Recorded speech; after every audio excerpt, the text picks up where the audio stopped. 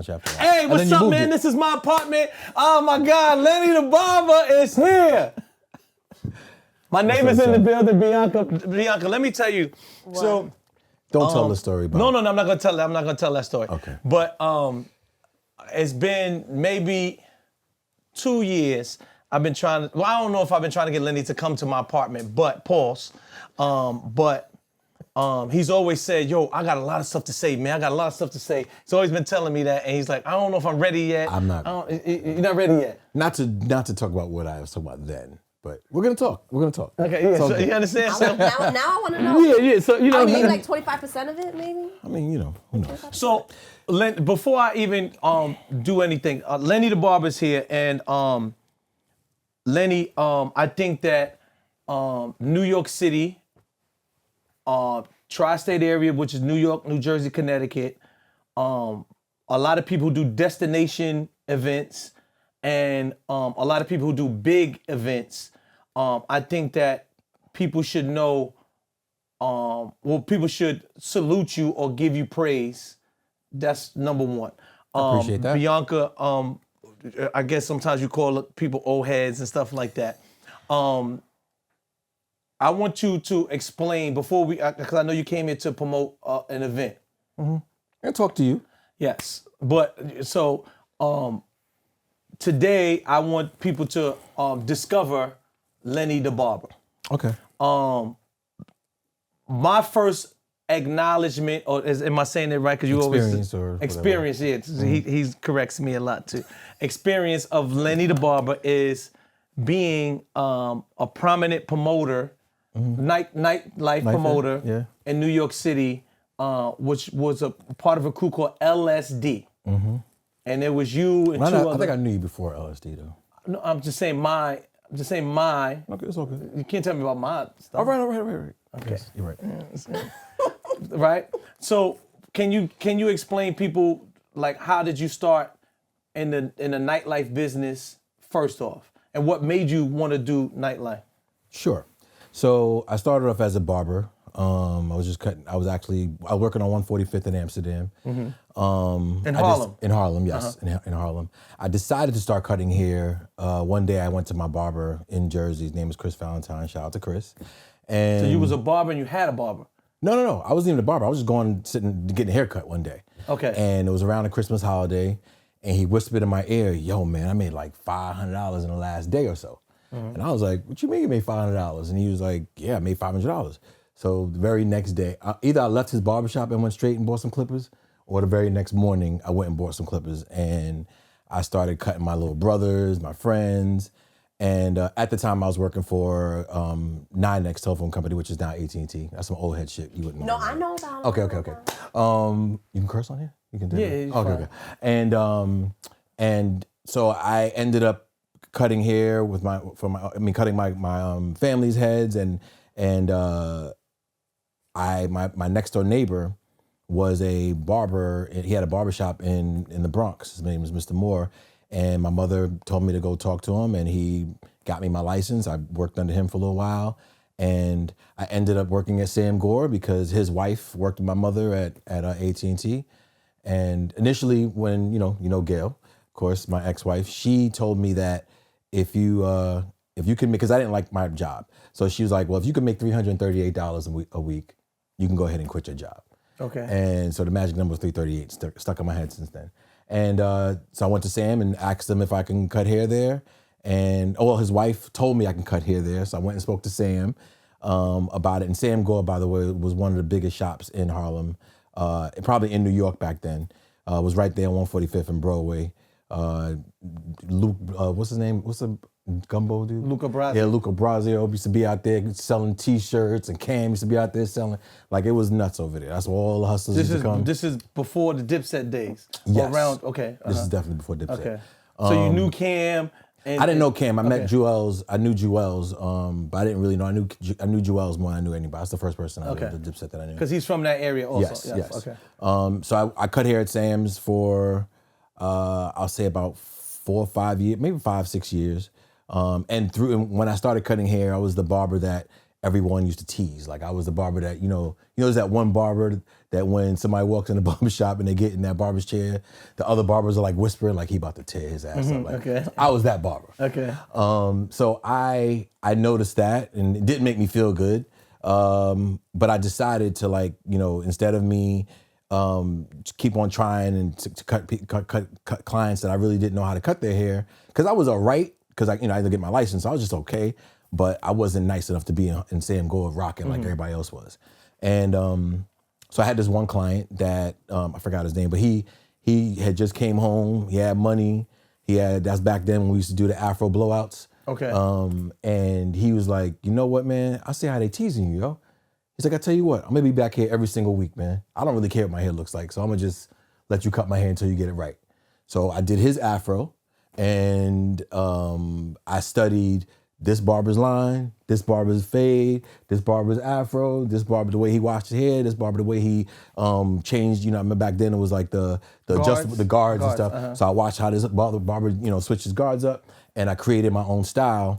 And when I decided to come out and start cutting hair and doing those little Afros, I created like my own little temple taper. I still will claim, back when we used to do temple taper and the Afro kind of thing, I was the first person to start that. Because, so you was the first person to do a tape with an Afro? Without a doubt. Okay. The reason why I can claim that is because I got the temple tape. We weren't doing temple tapers here in New York. That was a DC thing. My ex-wife Gail is from DC, so that's why I got that's why. So technically you didn't create it. I created so they used to do temple tapers with a Caesar fade. Okay, got you. Understood. So it was a low cut with a temple taper. Okay. I added it to the Afro. Okay, so that's cool. where the Dominicans got it from, like, cause the Latinos, we kind of stole that too, and the tape up with like the curly. All back before, hair. Yeah, for sure, because back then all the Dominicans were coming to us to get their hair because there wasn't a whole bunch of Dominican barbershops out there. They was coming to us, or they was going like to Jerry's Den. Puerto Ricans too. Yeah, so they would come to us. There wasn't a whole bunch of Spanish barbershops back then. It just really wasn't. So I'm gonna claim that, but nonetheless, I ended up starting cutting these really cool industry executives, Paris Davis and Jeff Sledge. Those are the first industry executives I started cutting, and they ended up putting me on to a lot of different celebrities. So like Paris Davis put me on to like John Singleton and he was one of my clients. Bryce Wilson from the group, what was the name of the group? Groove Theory. And he just kind of like, and I ended up with a bunch of different industry executives, Jeff Burrows, Jason Jackson, Brett Wright. So all those ended up being my clientele. Then on the Jeff Sledge side, he gave me our first celebrity client, which was Shaquille O'Neal. I cut him for the video, Fushnikins video when he was trying to be a rapper. So that was the first time I cut a celebrity. Shaquille O'Neal used to rap? Yes. Okay. No, because I know sometimes you didn't know that. Play me like, yes, I do know. I'm not trying to play you. I'm just asking the question. I'm just asking. Now you're trying to be like played off like you're a nice guy. Stop. No, I'm just asking the question. I mean, that's a legitimate question. Okay. No, some people didn't know. Okay. Yeah, They didn't they know. was trying to rap. Yeah, they know Kobe used to rap. You knew Kobe had a rap album? Yeah, I do. Okay. And You know the so songs? I ended up. No. Why So I ended up cutting all these different celebrities. And so Nas ended up with, after Shaquille O'Neal, I ended up cutting like my boy LES, who put me on a Nas and AZ. And before I knew it, I was cutting, I had a So you must have been good because like the number one thing people say, like a guy cheat on their girl before they cheat on their barber. Facts. So all these people they just was coming to you.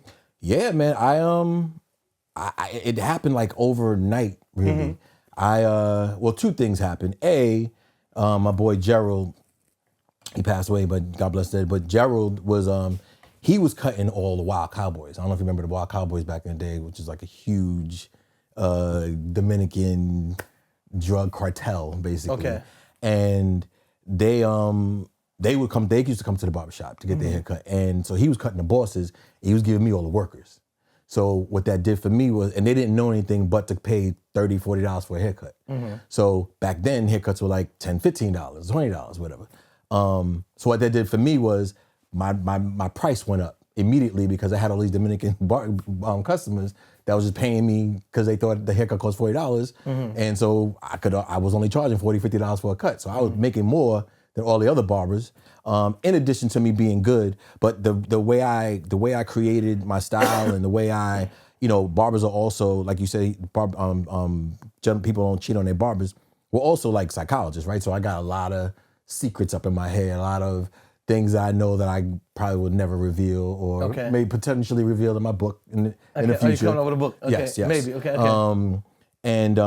But I also, the respect that you have on the streets as being a barber was very influential as well. And yes, I have squashed street beef with industry people, in addition to just straight up dudes on the block that want to hurt each other. You're like a guardian angel.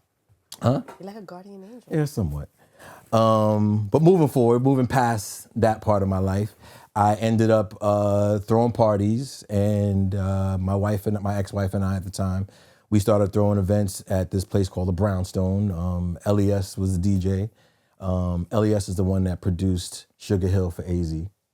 And he also was a part of like the Nas album, right? Yes. Light-skinned guy. Yes. I'm not sure if he produced. I know. So there's a song called The Essence that Nas and AZ did, and in the beginning they say, who laced you with that ill haircut? That dude Lenny. So I'm the Lenny they were talking about. And which I didn't even know. That was actually Grammy nominated. I didn't even know the song was out until the AZ one day sat in my chair and was telling me about the song. So that was very, very, very flattering. But moving forward, I ended up started throwing parties, and what ended up happening was my clients started coming to my events, and the event started to be kind of like What made you without say transition. See, he's helping me more than he. What made you transition to throwing parties? Well, I threw a birthday party for myself. Okay. So the birthday party was the first thing. Yeah, the birthday party at the Brownstone. That usually do it. Yeah, it was, and it was nuts. Okay. It was me and about maybe 3 other people. It was a girl named Robin. I forgot the other person. Brucey B was the DJ for that party. Okay. Remember that song? Remember the video "One More Chance" with Biggie and Heavy D's outside the Brownstone? He's like, yo, everybody. It looked exactly like that. Okay. And we killed it. Like and we did it the night. Remember Grambling game used to they used to play the Grambling game. The HSBCU game, we did it was like the after party for that. Okay. In addition to my birthday, it kind of like fell around the same time. And that was my first party I ever did, and we made so much money that night. I remember we had the bar, the door. I want to say we made like $28,000 or something like that. And me and Gail looked at better than $300.38, right? Yeah, $338. Facts. Okay. And threw the Gail clippers and I, away I kept cutting. And then Gail and I remember us finished counting, and we looked at each other like, oh, we gotta do this again. Okay. And then we just started doing more and more parties. So, and then, I ended up meeting people like you, and I always believed that the DJ should control. I feel like a part of my success also is that I'm not like really I'm not a party promoter that wants to tell a DJ what to play. Okay. Like if a DJ's sticking up a room, I let him stick up the room. I just ain't gonna talk to him. I may not book him anymore, or I may wait till after he's done and say, "Yo, bro, like people weren't dancing, whatever." But I don't go up in a booth and say, "Yo, man, you're messing up." Like, you know what I'm saying? I don't do that. I've always respected the DJ from the time I was a child because my daddy was a DJ. So that's really was the essence of me even loving music. And my dad was a DJ for quite some time, for about 20 years as I was growing up as a kid, and. So I transitioned to this party world, started doing Club Cheetah. That song, I forgot the name of the song when Jay-Z's like Club Cheetah. Club Amnesia. Unquestionably, that was my party that he was talking about, without a doubt. He used to be standing next to Todd Boogie while Todd Boogie, shout out to Todd Boogie. Todd Boogie was the DJ at the time. And me and my boy Roland and Napoleon, remember Napoleon back in the day? Us three, we promoted that party for 1 week, and it took off. Was that Mondays? It was Wednesdays I was doing. Yeah, Wednesdays. It was Wednesdays. It was nuts. It was crazy. And I think I want to say my next party after I did that was with you at Club Deep, which was. Well, where did the LSD thing start? LSD happened after Club Deep, after we did. Club Deep. I'm telling you. No. I'm telling you. No. Oh, maybe it was in between somewhere. No. It may have been in between. I can't say the date. All right. From my understanding, from I my didn't remembrance, start with LSD though. from my remembrance, You know what? You're right. I'm gonna tell you you're right. He's right. He's right. You want to know the only reason why I'm gonna tell you you're right? Because my man One, One, Wonderful. from Harlem. No, Wonderful. Oh, wonderful. Yeah. Okay, from Brooklyn. Yes. Wonderful from Brooklyn. Yes, I apologize. Wonderful No Brooklyn. disrespect to Brooklyn. Indeed. So Okay. I shout out to Wonderful. Wonderful is the one who told me to do Club Cheetah, because Napoleon and Roland came to me and asked me. I was rocking with LSD at that time, and he's right. And that's because that's how I met Wonderful. So that's how I know. Shout out to Dan and Stacy. I met Wonderful through Dan. And I remember calling one. Me and one we were still brothers. And I remember calling one like, yo, they want me to do some club called Cheetah on 21st Street. And he was like, nigga, you better do that shit, man. That shit's right down the block from Justin's. You better do it. So I did it, and it's really thanks to Wonderful that I did that event. Made a lot of bread. So you're skipping over the LSD thing. So I'm listen. So me and so at reason, the time, and I don't mean to cut you off 1 second. But the reason why I'm not stressing this, because I think that a lot of times us in New York City, we have like a whole bunch of clubs that sculpted hip hop. And different periods. And I think that the period of time where you were in your prominent, I think that's overshadowed. You know, a lot of times, you know, they even go back to the old school, like when I say old school, meaning, the Red Zone or Latin Quarters and stuff like that, when we also had your period of time in a club called The Tunnel, and these things, these things sculpted what I feel like hip hop is today. You know, what our prominent artists, as the Jay-Z's, the Snoop Dogg's, the Master P's of today. So before I get to LSD though, okay, and you speak about those days, one of my first experiences was going to Latin Quarter. Okay. And I want to say I was too young, but when I became a barber, I'll say about a year or two after I was a barber, I ended up starting to cut KRS-One. Okay. And KRS-One is really who exposed me to different clubs that were rocking. Okay. In New York because of his work ethic. Chris used to go around. We used to jump in the car, me and him, and he would just go around to different clubs and be like, yo, give me 10,000, I'll rock your party night. Give me 5,000, I'll rock your party night. Before the end of the night, he'll have 40, 50,000 in his pocket. It was the most illest shit I've ever seen in my entire life.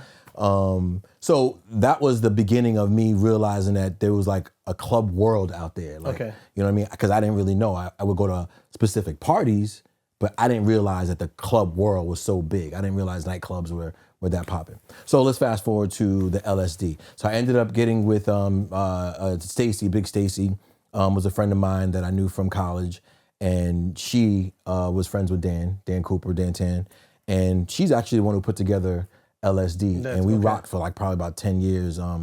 We did all the. That's what you see how he's saying 10 years. And but I was doing events in between. It wasn't just LSD. He loves to fact check. Yeah, he can fact check. A whole decade I wasn't just doing events with LSD. I taught you fact check. Okay. Right? Yeah, I wasn't doing just events. So at the time, yes, me and myself, Dan, and Stacy, we were rocking. We were doing all the dress up parties. Yes. But I was still doing, the Club Cheetahs and other events throughout, on my own. But when it came down to doing the dress up parties, because events. Events, yeah. We were doing more events, like tentpole events. So we would have pastels, or we had a casino night, but all of our events were always like packed to the gills.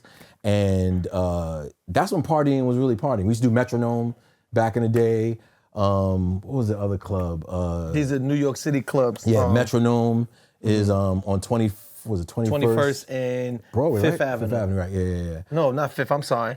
21st and Broadway. Planet Hollywood, all those big nightclubs. Was that you did Planet Hollywood, or was that Derek Corley did? Derek We'll do Planet Hollywood on a weekly. Okay, I want to shout out Derek Corley too. I think he should get an honorable mention. These guys, again, these names may sound unfamiliar, but I always stress that there's a big history of New York City nightlife club that's just like X'd out. And these clubs were like super big and shaping hip hop. What's the time period for those that don't This know? is like 97 to 2005, would you say? Give or take, yeah. Like that. So again, like he's saying, Jay-Z is in the club, and I Just Want to Love You is out. Right. You understand? And this is like the club speeds, tunnels. Well, that's a little bit after. After that. Okay, right. Yeah, this is a little bit before that. I was still too young. Okay, yeah.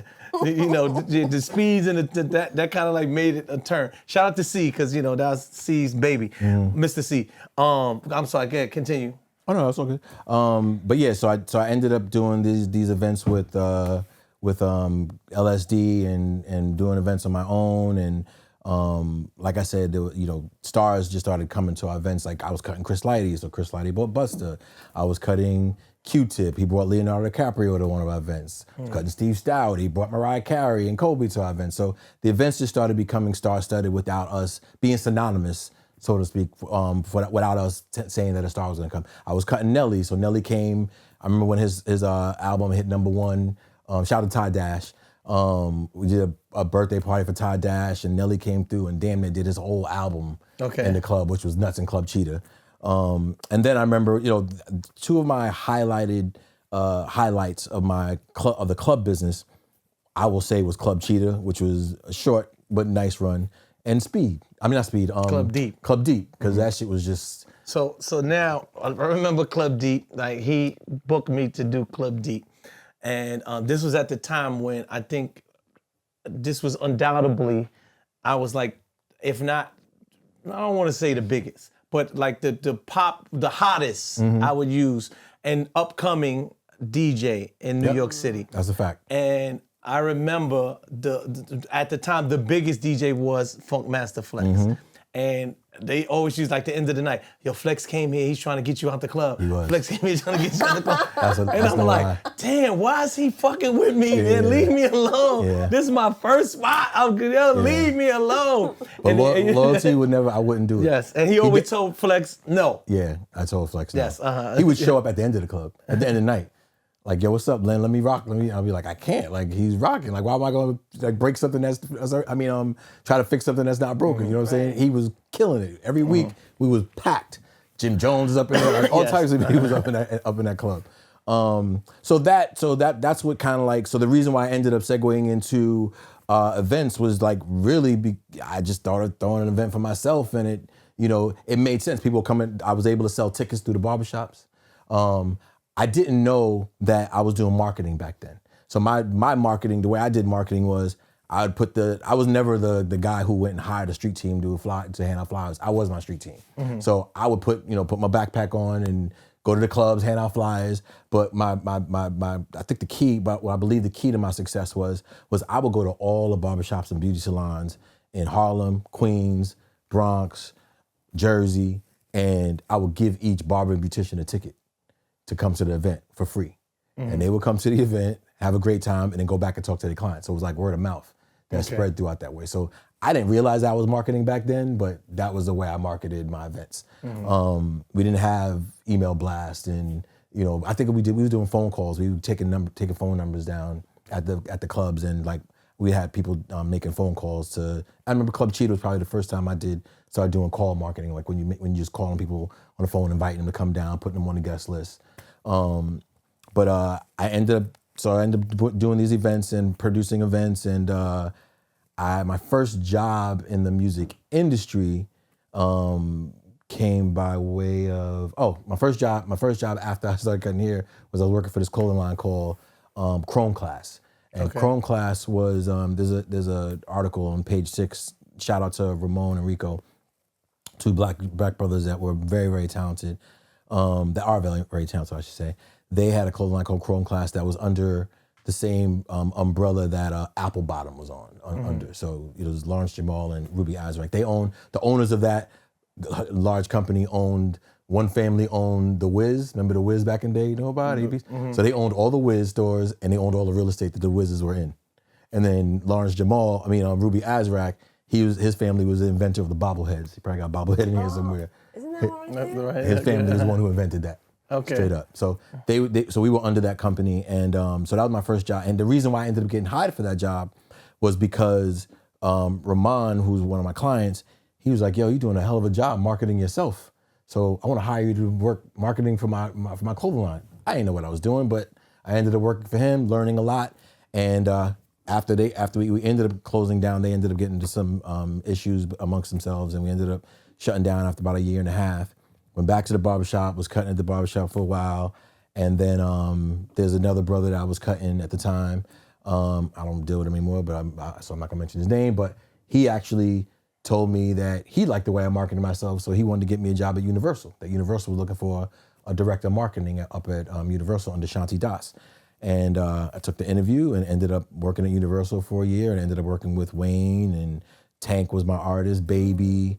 Worked with Erykah Badu at the time. So it was, I ended up with a lot of experience. But the one thing I will say is that there was two ladies there. Their name was Tasha Fox and Les Via. They were the ones who actually taught me how to navigate through the music industry. I didn't really know. I never wanted to be behind a desk, sitting behind a desk. And I didn't even know how to work a computer back then, to be honest with you. What was your title at the time? Director of marketing. Oh, director of And I didn't even know how to send an email. I was a barber, you know what I'm saying? I never really, I went from working at AT&T doing like, I want to say labor work to cutting hair. And I left school when I want to say second year in school. So I didn't really, back then we weren't using computers like that. And, so I didn't have that skill set. And those two saw that I didn't have that skill set and taught me how to do things. So those are my guardian angels for me at Universal Music. And I was able to, prosper. Push out some really cool albums and be a part of some really amazing careers. And I remember so at the same time while I was working at Universal, I was cutting hair. Was you still doing parties? And I was doing parties. Okay. So I ended up wanting to do a show with Lil Wayne. And I ended up with this, but I knew that I wouldn't be able to go get a venue. So I ended up partnering with this older white dude. And he went and got the venue, so he went and got the Beacon Theater. So the whole story behind that show even is he came, and he was, him having gone on a bus was not smart, but that day, the police precinct, you DJ'd that night, right? Yes. Yes. So 2 weeks before that show, I remember his name was John or whatever. So he called me, he was like, yo, man, they want to shut the show down. I'm like, what you mean they want to shut this show down? He was like, yo, the police precinct, the hip hop cop, they don't want you to do the show because they feel like, everybody's affiliated with the gangs. And I want to say I had Ja Rule on that show, Kia Shine. I remember Kia Shine. Yeah, Kia Shine. Shout out to Kia Shine. Kia Shine. And Lil Wayne. Where's Kia Shine? Kia Shine Kia Shine has produced a whole lot of music. Okay, I didn't know that. Drake, okay. He got a bunch of. Shout out to Kia Shine. Yeah, shout out to Kia Shine. That's my man. Very good dude. But as guests, we had like Dipset and Fat Joe and a bunch of other people that were coming out. And so I remember John calling me and saying that we can't do the show, that they want to shut it down. Went to the police precinct. He's like, yo, we're gonna go to the police precinct and meet with the chief of police. So I'm like, all right, man, this is crazy. Now, at the time I was working for Universal Music. They didn't know that I did the show, that it was my show. I sold out. I put the show on sale on a Thursday. By that Saturday, it was done. It was sold out. That's when Lollipop. That's when he had that sing Lollipop. That whole album. And so he was Universal's biggest priority at the time. So John was the one who did the ticket buy with Universal. Universal spent like $25,000, $30,000 in tickets, and they would have never done it if they knew it was my show because I worked for them. So I just kind of sat back, and so we went to the meeting with the chief of police, and I'll never forget it as long as I live. Long communal table with about, I don't know, it must have been 10 to 15 police officers. The white shirt is at the end. The white shirt with the, okay. I guess he's probably the chief or the captain or whatever he is. So Commanding officer. Commanding officer. Boom. He's at the end. So they're just Don't ask talking. me how I know. Yeah, I didn't even. I want to. So they're just like, I'm sitting in the back. So they're all at the table with John and sitting at the table, but he can't speak to the event because he doesn't know anything about hip hop, or he was just my front man. So I just basically partnered up with him so he can get the Beacon Theater. I booked Wayne. And so I'm sitting in the back, being quiet. And so they just start talking. Like, yeah, this guy is a drug dealer. This guy is Wayne is a gang member. This person, they just start talking about all the artists. We don't want this show to happen. It's going to be violent, whatever. So then I couldn't take it anymore, and I just stood up. I said, all right, I can't take it anymore. It's not his show. It's my show. My name is Lenny The Barber, and I pay my taxes, and everything you're saying about Wayne is not true. He's never been locked up. I don't know about everybody else, but he's never been locked up. So all these things you're saying about him being gang affiliated, or maybe he is, maybe he isn't. I don't really care. The man is the star in his own right. I paid him for the show. I paid the venue, and there's no reason under the sun why you guys should stop my show. So then sitting right next to me was an African-American fella, black dude. And he leans over and he says, yo, man, I got a question. I said, what's up? He said, you really Lenny the Barber? And I said, yeah, I'm Lenny the Barber. He said, yo, I love you, nigga. Yo, I met my wife at your party. He said, I swear to God, I met your wife at my party. Yo, check this out, man. Don't worry about that. Don't worry about this shit. Yo, go outside, man. I got this. About 20 minutes later, I walk out the room. He's like, your show back on, man. Don't worry about it. Wow. I forgot his name, man. What was his name? He was like a big boss or something like that? He was the head of the gang task force for New York City, bro. That was God. So I ended up doing it. So we ended up doing the show. But that day, I remember Wayne showed up in the bus. You know, Wayne he had on, dressed like a skateboarder. So, he had on a tank top, skateboard, jeans with fringes on, whatever. And you could tell this kid ain't got no guns on him. There's nothing on him. You could see, right, so he walks up to security to do a sound check, and they're starting to search him. He's like, wait, why are you searching me? It's my show. So he was like, I'm not getting searched. It's my show. Like, why are y'all searching me? And he was right. So I remember he was like, I'm going back to the bus, man. You let me know when I can come in here. So I go to the manager of the Beacon Theater, and I say, yo, sir, not for nothing, man. If he was a country artist or if he was a white artist, you wouldn't be searching him, man. So why are you searching him? He's the star of the show. He's the one who sold the tickets out in the weekend. Like, he goes, listen, man, I don't know who Lil Wayne is, and I don't really care. I'll tell you what, if he doesn't want to get searched, I'm going to give everybody back their money. So I'm like, damn. So Wayne come out. I'm like, Wayne, they said they're going to search you. Wayne leaves. He jets. He's like, I'm not doing the show then. So he leaves. I'm nervous as hell because now it's like, I don't have a show. My shit is sold out. I done made the money. Like, I got an after party for this shit. Like, what's going on? Like, I'm nervous. Fast forward to later on when Wayne is coming back. My man Mark, shout out to Mark. And that's how I ended up I skipped the whole thing. So I ended up booking a lot of shows with Lil Wayne because my boy Mark, who was one of my best friends back in the day, he was Lil Wayne's bus driver. So I ended up meeting Cortez and Wayne through him. So that's why I ended up booking a lot of Wayne shows. That's how I got that show, was through Mark.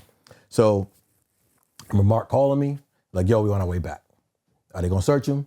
I'm like, I have no control. So I didn't know that Sylvia Rome was on a bus with him. Shout out to Sylvia Rome, by the way. I didn't know Sylvia Rome was on a bus with him, and she didn't know that it was my show. But she was sitting there begging Wayne to get off the bus because she knew this was Universal's biggest look that they were gonna have for the summer. Wayne was like, I'm not getting off this bus if they're gonna search me. So I can't remember who it was. I forgot his name. I know who it was. Told Sylvia that it was my show. And she was like, well, who's that? He was like, well, he works for you, Sylvia. His office is two doors down from your office. So next thing I know, I get a call from the manager, it wasn't Cortez, Eli, came to pick me up from the, came to the venue. It was like, yo, man, the boss want to talk to you. So I'm like, the boss who? He was like, Sylvia Rome. I'm like, you can't be serious, bro. There's no way. So he was like, I was like, how she even know that I'm a part of the show? Like, what is, he's like, he told me who told her. I'm not gonna mention your names. I'm cool with you now, so I'm not gonna, blow you up. So I ended up going to the bus. So I get on the bus. As soon as I walk on the bus, Sylvia is like, oh, so it's your show, huh, Lenny? She's like, I tell you what, because it's your show, you got to get Wayne in the show, in this show without getting searched. And I look at her, and I look at Wayne, and I'm like, Sylvia, there's nothing. They're gonna search him. Like, there's nothing I can do about that. I look at Wayne, and I'm like, yo, Wayne, let's go in the back and talk, man. So then he's like, all right, come on. So we go in the back.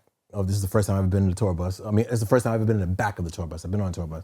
I walk in there and I'm like in awe. I'm like, oh, it's a whole fucking living room back here. Like, it's a whole apartment back here. It was actually the first time that I had saw jewelry that big. So I'm sitting there picking up his jewelry and I'm like, holy shit. I'll never forget the scene. His daughter's pictures were sitting there. Portraits were sitting there. And I'm like, yo, Wayne, man, you can't do this to me. He's like, what you mean, Lenny? What you mean? New York don't love Lil Wayne? I was like, look, man, first of all, I'm probably up to like 30 shows that I booked for you, man. My money always been on time and every show sold out. So He's like, yeah, but New York don't love me, man. Like, all I care about is these kids. He picked up the picture of his daughter, and he said, this is all I care about, man. New York don't love Lil Wayne. I said, Wayne, bro, I put the show on sale on a Thursday. The shit sold out by Saturday, Sunday. You think Lil Wayne, New York don't love Lil Wayne? Of course we love Lil Wayne, man. I love you, man. You should love me too. The guy done bought you a lot of bread. So he said, you know what, Lenny? I like you, man. Let's go do the show. So that's how that shit happened. As he walks off the bus, he's like, all right, let's go do the show. Sylvia Roan is looking at me like, what the hell did you say to this nigga to get him off the bus? So that's when he gets off the bus, get searched, and you remember what he said on the stage when he said, I'm never coming back to New York again. Yeah. The police did whatever they did. This is some bullshit, yada, yada, yada. And he did the show, and that was like one of the most nuttiest shows I've ever done. Kanye West came out that night. I want to say it was Kanye, Jim, somebody else came out. I remember Rihanna was in the backstage. Somebody else. But anyway, that show was amazing. The very next day, when we went to, it was a Sunday, I did that show. The next day I went to work, and I'll never forget, Sylvia Roan knocked on my door and was like, so, you taped that show, didn't you? I was like, that wasn't really, that footage is not my footage. You know, I knew that Cortez had a P&D deal with Universal, so she had no rights to that music and no rights to the footage, if they owned the footage. And Sylvia, and so I was like, that's Cortez's footage. I can't do anything with that footage. She was like, well, I don't believe you, and if you work for me, so that footage is mine. So I just called Cortez, like, yo, Tez, Sylvia about to call you, and just let her know that footage is yours. So she called him, and he told her it was mine, and she came back and was like, you know what, I'm gonna leave this alone. 2 weeks later, I'm sitting at my desk. Eric Sermon walks by. It looked like a movie. He walked by the office, stopped, came back. He was like, Lenny? I was like, what's up, E? He's like, yo, what are you doing here, fam? I was like, oh, I work here. He was like, they got you behind a desk though. And I'm like, yeah, I'm working. I'm a director of marketing. He was like, does Sylvia know who you are? Do they know that you can call any DJ and get anything played? Like, do they know that? And I was like, nah, they don't really know that, man. But, you know, just chill out. Don't tell nobody that. He's like, nah, fuck that. I'm telling her. He went and told Sylvia that next day, Sylvia called me in the office. And she was like, look, I didn't know who you were. You got free reign, do whatever you want to do at Universal. So that was a pretty good career until it ended. It ended because, from what I believe, remember when I was doing R&B Live? So that was one of my highlights. We did this event called R&B Live, myself, Shanti Das, and this dude named Eric. Was that in Planet Hollywood? It was in a place called something Live. Planet Live. It was something Live in Times Square. Yeah, it was in Times Square. I remember it was in Times Square. Okay. It wasn't Planet Hollywood though. I ended up that was my idea. I ended up producing that event with them for about, I'll say about a year. It was like the most sought after industry event that anybody would want to go to. We had, you know, that's when P. Diddy was making of the band on there. From what they say, Diddy did his Ciroc deal there. Denzel Washington came through, Jay-Z, Beyonce. It was always star-studded. So shout out to Shanti Das. Not shout out to the other dude, but shout out to Shanti Das. Well, whatever. So moving forward, you know, maybe I'll say like towards the end of our reign, I get to my office and I go, and Shanti was my boss, and he was a director, a VP of marketing there. And I go go in my office, and the Billboard magazine, you know, we get the Billboard magazine. So I open the Billboard magazine, and there's the headlines say R&B Live, the best showcase in, you know, music industry history, whatever. The creators, Shanti Das and this other gentleman. My picture's nowhere to be found. My name's nowhere to be found. And I'm like, how can this be? Like, what? This is my idea. Like, y'all didn't even create this shit. I found the venue. I was the only one that had show experience. Like, it was totally my idea. Now, they had the juice to call the different industry executives to get the artists to come. Understood. But it was totally my idea. So I ended up flipping out on Shanti at the time and flipped out on Eric. And I believe that was pretty much my demise of being at Universal. And maybe a week or two later, I got let go. Do you regret that? No, not at all. Okay. I think a little bit. And I also believe that, so I was also very nervous when speaking. I wasn't good at public speaking. And I always got nervous speaking in a room with Sylvia Rome. So I would stutter all the time. When it came to marketing meetings, I would be stuttering and like, I just always got nervous. So I believe that could have played a part as well, that I wasn't as articulate as everyone else was. But I do recall the day that I got let go. I went to the HR office and it was Shanti and the I forgot his name, was in the office. He was like, all right, let's get your credit card, let's get your, whatever. So I'm like, all right, cool, no problem. So I gave him my credit card, gave him my phone, smiling, like, And the head of HR was like, yo, man, I got a question for you. I was like, well, what's up? He's like, now I done let go a lot of people in my life, man. He said, I ain't never seen somebody smiling and happy to be let go. I don't understand. You're making a lot of money here and you don't even care? I was like, yo, man, first of all, they didn't know that I had just booked the Lil Wayne show and I had 50 racks in my desk waiting for me to leave. So I had my pay for the next year or whatever, in my desk. But what I told him was, I said, look, man, I'm an asset. So the only people, and God got my back. So you telling me you want to let me go is not hurting me, it's hurting you. So I'm good. I'm Lenny The Barber.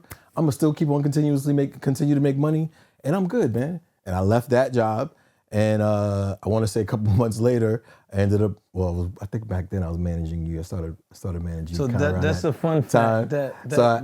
And because he wasn't paying me, I ended up. Yeah, he never wanted to pay me. So I ended up getting a job road managing for Jim Jones, and I toured with Jim Jones. Okay. When he had Ballin', when he had Yes. Okay. So I toured the world. Shout out to Jim Jones, man. We went all over the United States I'm sure you did. for that single. That's on Ballin'. Yeah, that was an amazing run. And since then, I've produced I want to say 2 tours. Fetty Wap's first tour, Rick Ross's last tour. So before I get into that section, there are some promoters that are nightlife promoters, and I want to use the word club promoters. Small event promoters. Should they transcend to throwing hard ticket like concert shows? Should they stick with that? And what is the difference between both? So I have attempted to put together groups because I always feel like there's power in numbers, right? So if you in Brooklyn and you got a crowd and you do your events downtown, I do my shit uptown.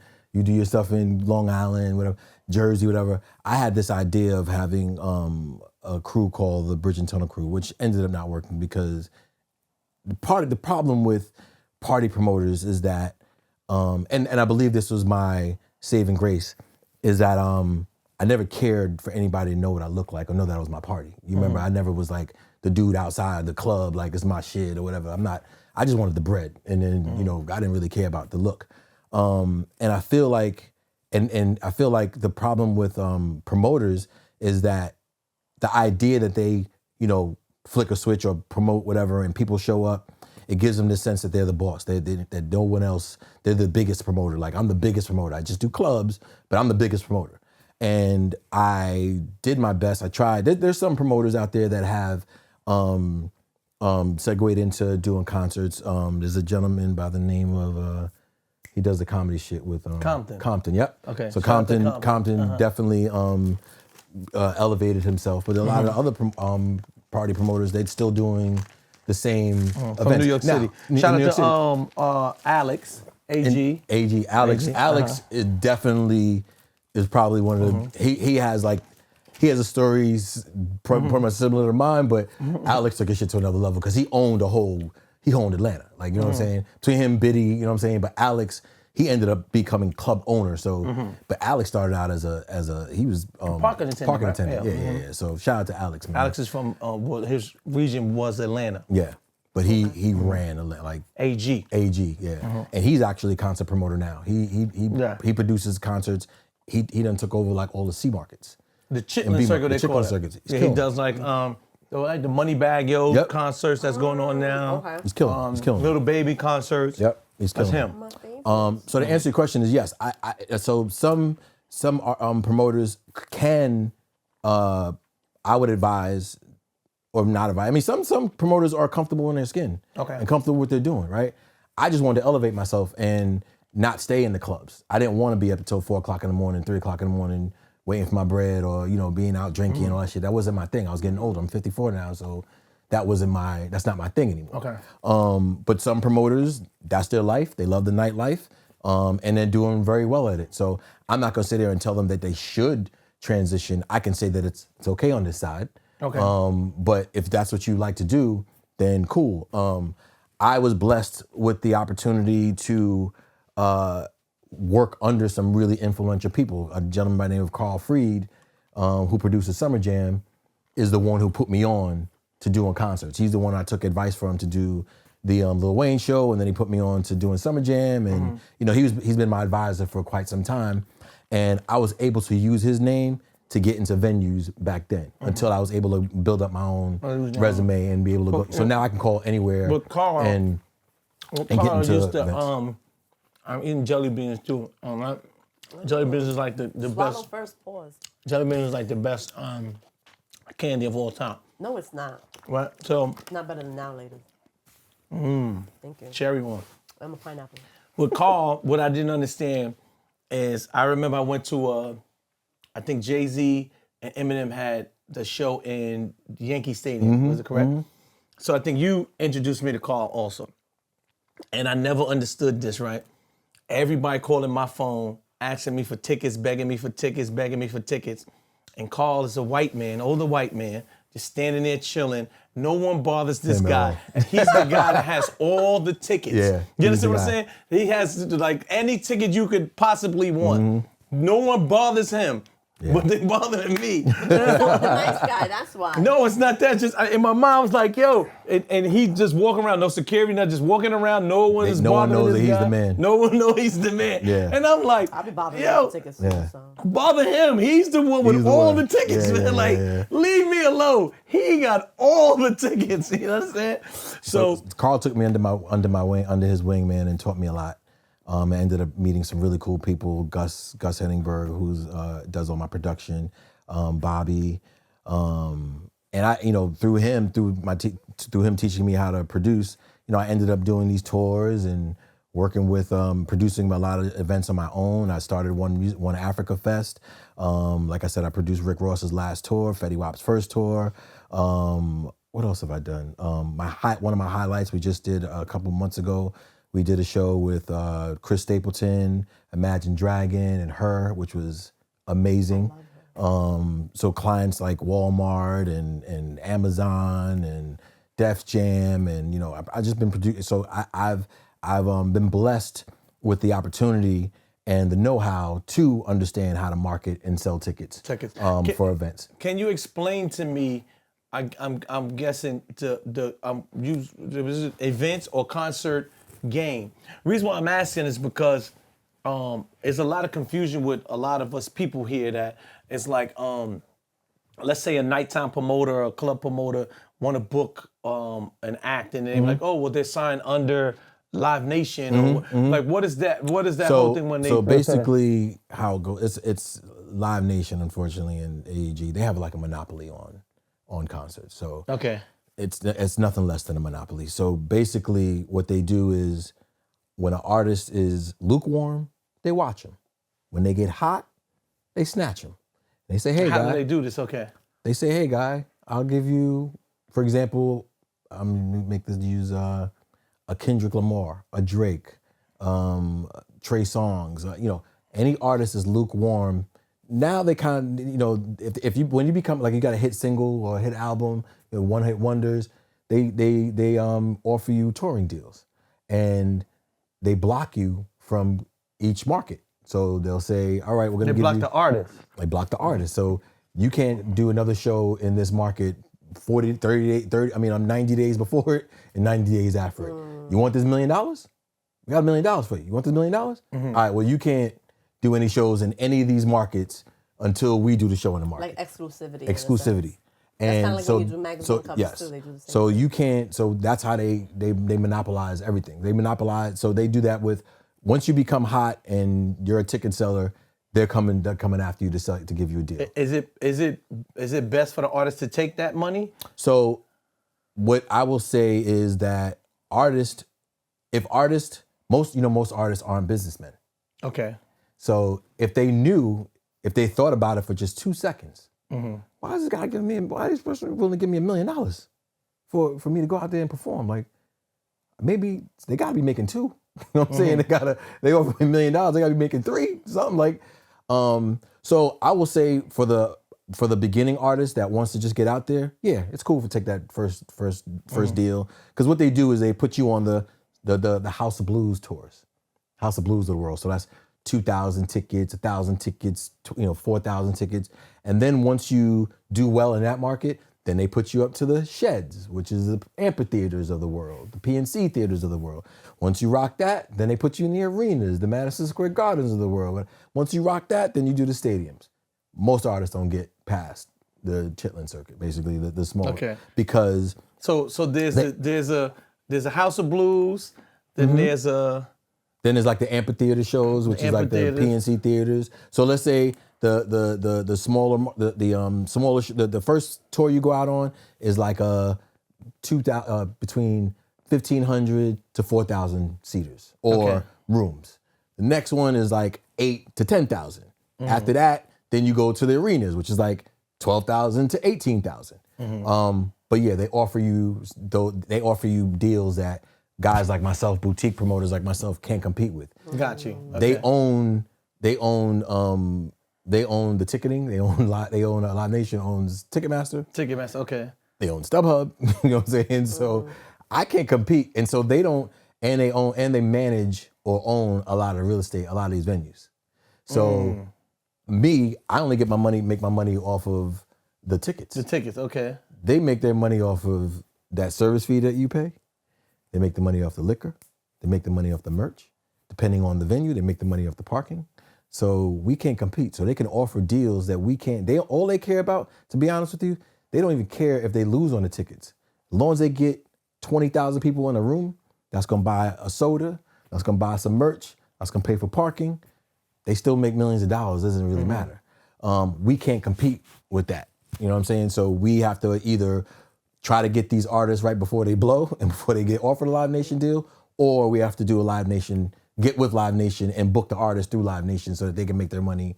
And is that lucrative for a promoter? Most promoters don't have that connection to go with the Live Nations or AEG. Is it 3 companies, right? It's really so in America. It's AEG and Live Nation. Okay. There's a couple other big larger companies now. Barry Presents is out now as well, but the 2 heavyweights are AEG and Live Nation. Live Nation, okay. Live Nation is larger in US. AEG is larger overseas. Gotcha. Live Nation is a publicly ran company. AEG is a privately ran company. Live Nation, I don't know if they still do it, but they're reporting a loss every year. They didn't, but still they made millions of dollars. Every executive there made, the head guy probably made $7-8 million a year. You know what I'm saying? But they still reported a loss because they're a publicly traded company.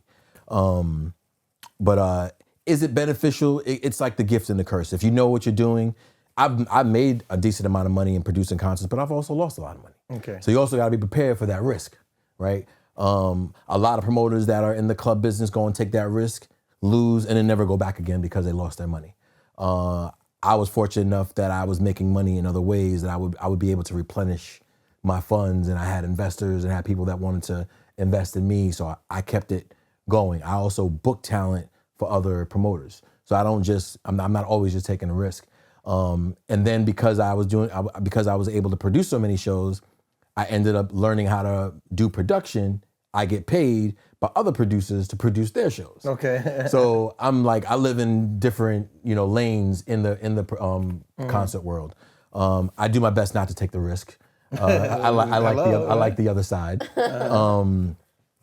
And funny thing is, Self and I used to do a concert together called the 80s Baby Show. 80s Baby Show. It was his idea, right? He stopped doing it.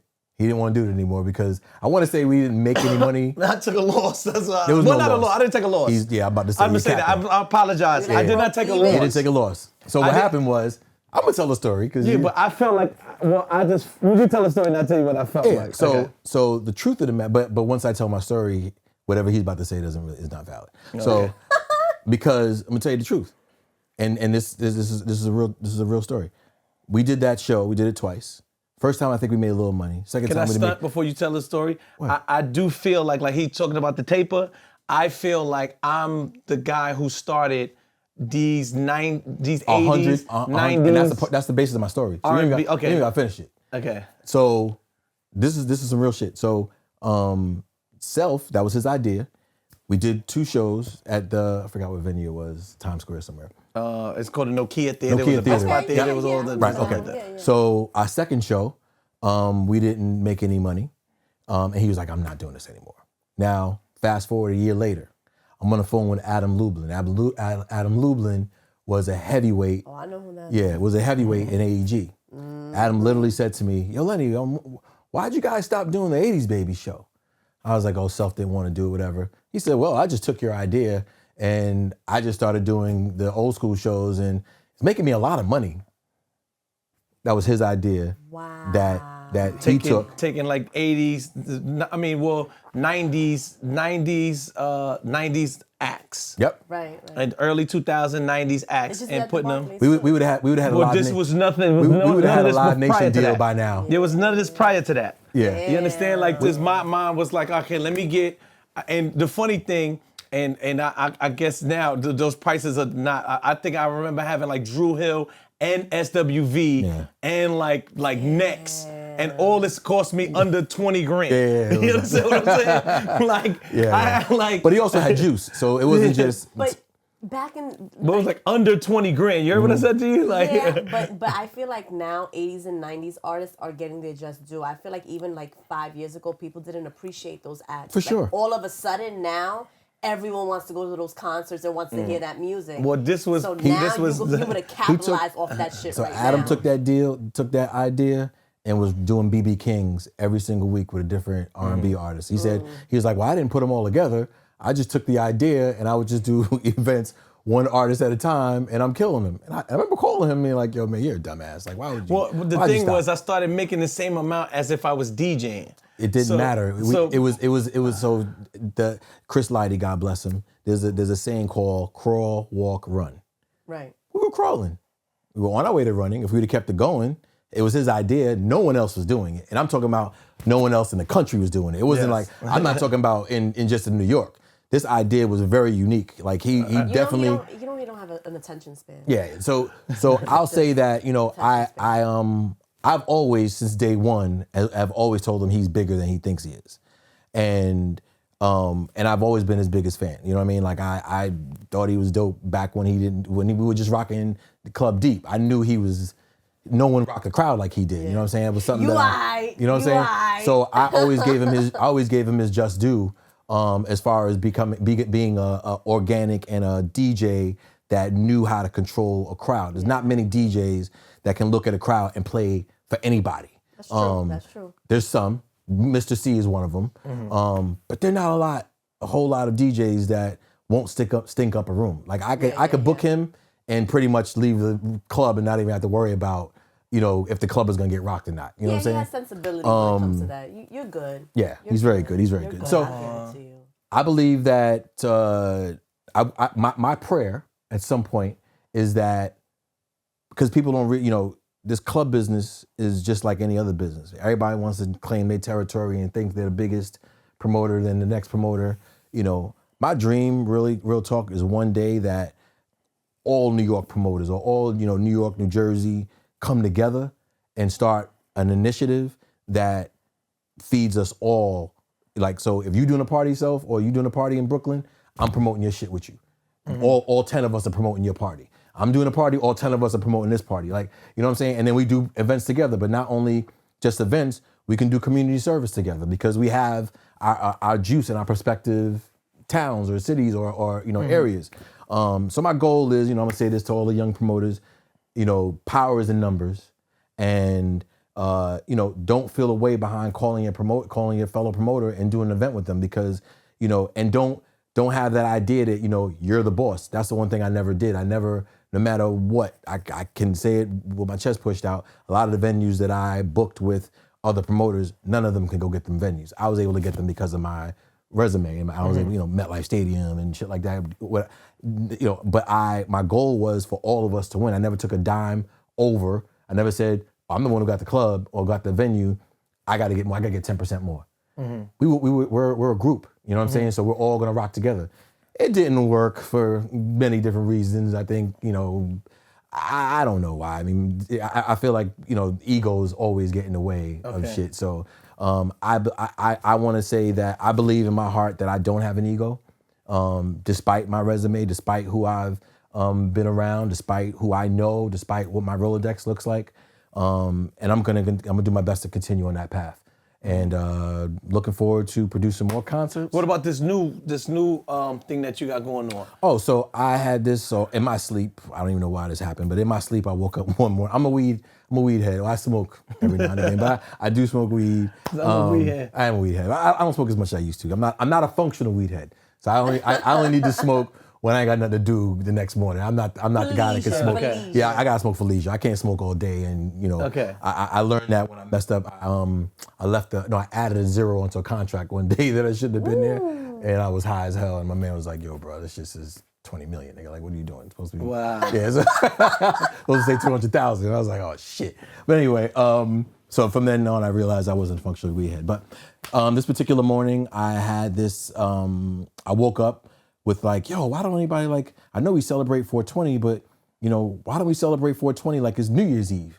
Like 420 Eve. So just like we do, just like they have New Year's Eve, the ball drop, why don't we do New Year's Eve, the bud drop? And so I came up with the idea. I came up with the logo. I mean, my boy Joey put together the logo. I went and got Redman and Method Man. I felt like they were the best fit for a cannabis event. So I got them two. Put on Styles P. Styles P got that song. I Get High. So it made sense for that I put him on, and got my boy DJ Self to DJ. Why not? Of course. And it's going down April 19th at Terminal 5 in New York City. In New York City, yep. In New York City, doors open at 9, and the bud drops at 12 a.m. So hold on. So you actually got like weed dropping from the sky? So what I'm doing is, so A is gonna be the big, bud that's gonna be like, so how they got the ball at Times Square for the ball. Yes. So we're gonna have the ball with the weed that's gonna be dropping from the ceiling. Are people gonna be selling weed or like special weed there? We're giving it away. Just giving weed away. I was gonna ask if you have vendors. Yeah. Okay. Oh, you giving away weed like because take it. legally You can't sell it. You're not supposed to sell weed. So I know there's gonna be a bunch of events out there. Yeah, because if you don't have a license, I don't have a license. You're not supposed to sell weed. Like, you're not supposed to sell liquor if you don't got a liquor license.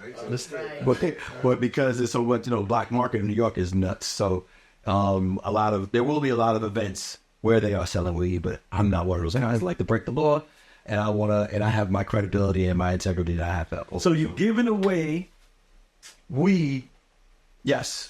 April 19th. So in addition to Terminal 5, yeah. In addition to that, you're gonna bud drop. The bud drop. So the bud meaning the bud weed, bud, right? And so in addition to giving away weed, and we're gonna have balloons coming out the ceiling, man, with surprise. If you go on my Instagram, Lenny The Barber, at Lenny The Barber, there's an idea that I'm gonna make self-posted as well. But there's gonna be cannabis all over, man, and we're not selling it.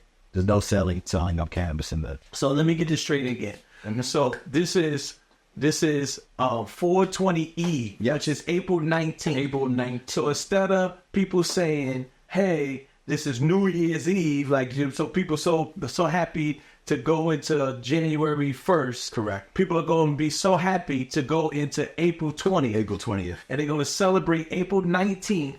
Yes. It's Terminal 5. Yes. At the bud drop. 420. Because the ball is going to 10, 9, 8, like that. 6, 5, 4, 3, 2, 1. Yes. And you're going to say, happy what? Happy 420. Happy 420. Yes. Okay, I'm just asking. I don't know. Let's just happy 420. 420. Yeah. Okay, happy 420.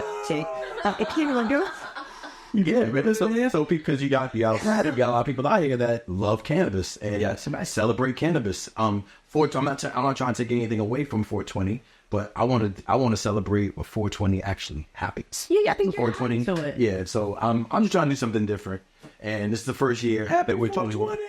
God willing, to be another year, and God willing, this event can spread throughout the country, and everybody else will celebrate 420 Eve the same way they celebrate 420. So shout out to everybody that's doing different events on 420. Tickets.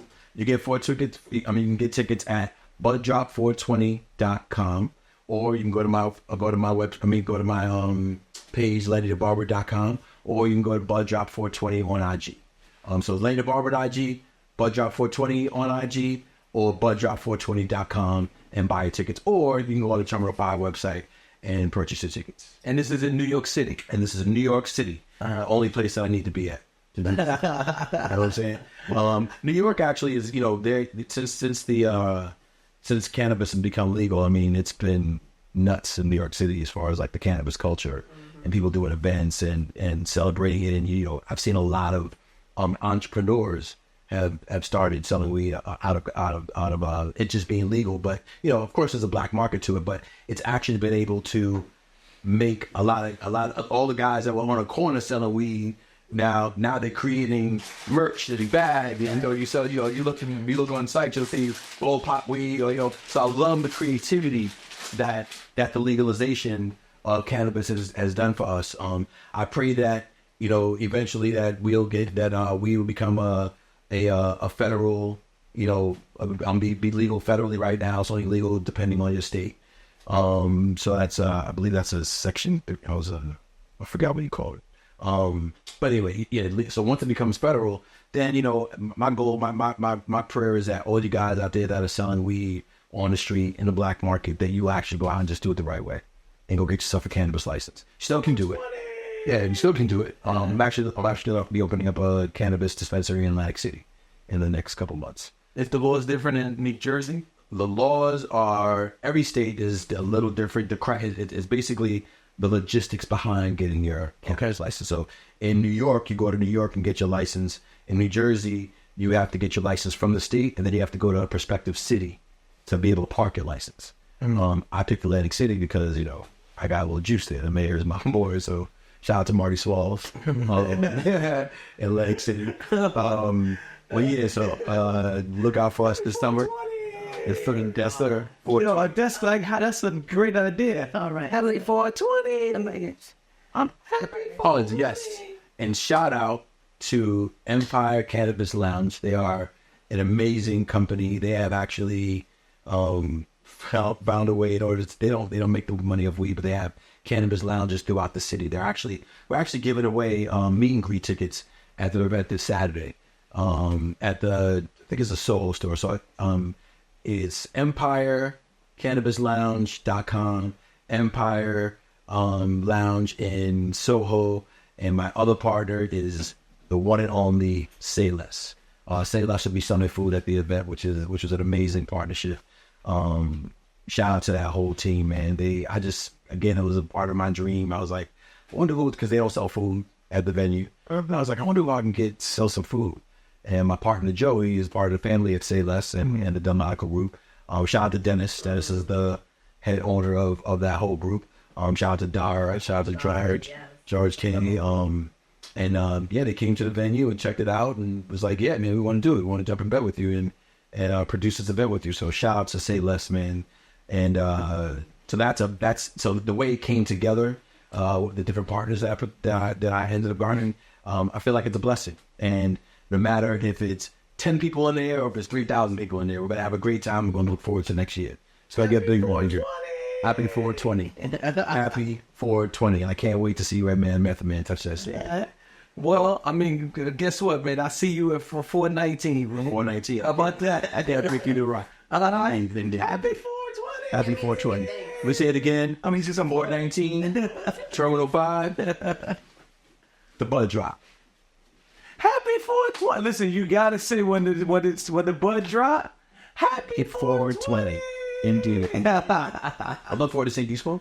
Well, I used to, but I will be there. All right, that's what's up. Yeah, we already got our trainings in there. Oh, shit, you right. You know, McKinney. But yeah, We all put that trade about I said, I got one train. You didn't drink now? You didn't drink, right? What we done? Yeah, I drink Renton. Oh yeah. Hello. Yo, thank you for coming to my apartment, man. I appreciate you for having me. Lenny the Barber. It's not a barber anymore, but he still calling himself Lenny the Barber.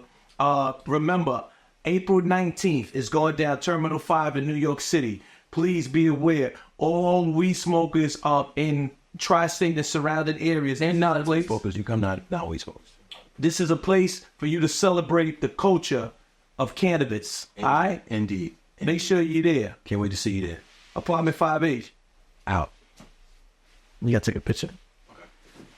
You're a big fool of twirly. It's like a walk. That all right? What do you know? All right for my first interview?